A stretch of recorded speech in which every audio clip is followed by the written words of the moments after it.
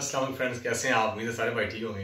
ये जी हमारा जो ऑनलाइन कंपटीशन चल रहा था वाइट फैंटेल के बारे में, उसमें जो बर्ड ऑफ द वीक हुआ है डिसाइड, जो आप लोगों ने किया है, मोहम्मद आफ्ताब साहब हैं जी। इनका ताल्लुक जो है ये सिटी हड़प्पा से है, हड़प्पा से इनका ताल्लुक है।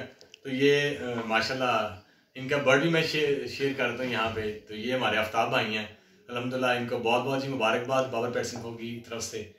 तो आप भी इसमें पार्टिसिपेट कर सकती हैं जी। जैसे ही हमारी नेक्स्ट पोस्ट लगे तो वो प्लीज़ देखा करें, ठीक है। तो देखते रहिए बाबर पेट्स इन्फो। इंशाल्लाह ताला मुलाकात होती है अगली वीडियो में। फी मान अल्लाह।